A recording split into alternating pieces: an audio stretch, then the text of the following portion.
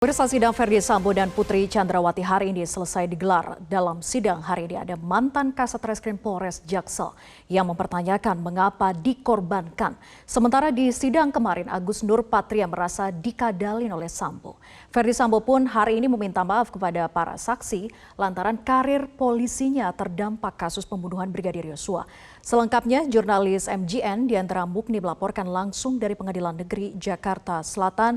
Selamat malam Diandra, poin-poin apa saja yang menarik dan penting pada agenda pemeriksaan saksi hari ini yang mana sempat ada permintaan maaf dari Sambo kepada mantan anak buahnya dan anggota polisi yang lain?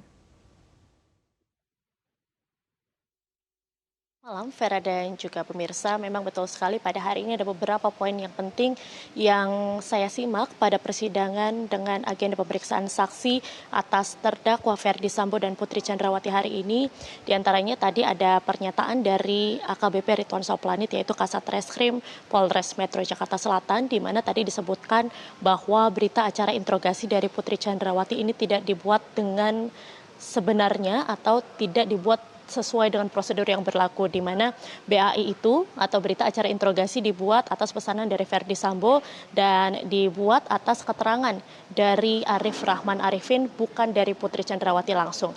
Lalu tadi juga sempat dikatakan ada beberapa kejanggalan yang ditemukan pada olah TKP, di mana ini disebutkan oleh kesaksian dari saksi yaitu Rifraizal Samuel, Kasubnit 1 Reskrimum Polres Metro Jakarta Selatan, di mana tadi disebutkan ada 4 kejanggalan yang ditemukan pada olah TKP. Pertama adalah soal tidak ditemukannya telepon genggam dari Brigadir Yosua atau korban saat itu, lalu juga tidak ditemukannya identitas. Selanjutnya adalah soal posisi tubuh dan juga posisi senjata api, di mana posisi senjata api ini ditemukan di sebelah kiri dari tubuh korban dan posisi korban itu menengok atau mengarah ke kanan. Dan sebagai informasi dari rekan-rekan kerja Brigadir Yosua sendiri, memang berdasarkan keterangannya Brigadir Yosua ini tidak kidal sehingga tidak menembak dengan menggunakan tangan kiri, dan inilah yang menjadi satu kejanggalan pada olah TKP.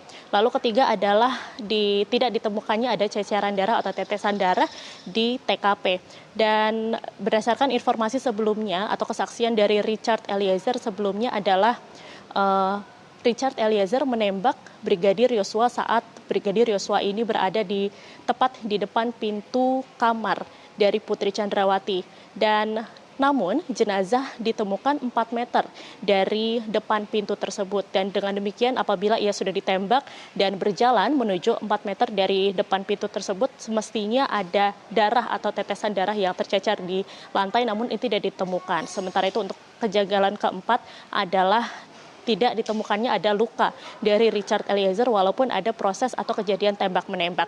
Sementara itu pada hari ini juga ada pertanyaan dari AKBP Ridwan Soplanit kepada Ferdi Sambo langsung, di mana tadi Ridwan Soplanit meminta izin kepada majelis hakim untuk bertanya langsung kepada Ferdi Sambo mengapa mereka yang dikorbankan.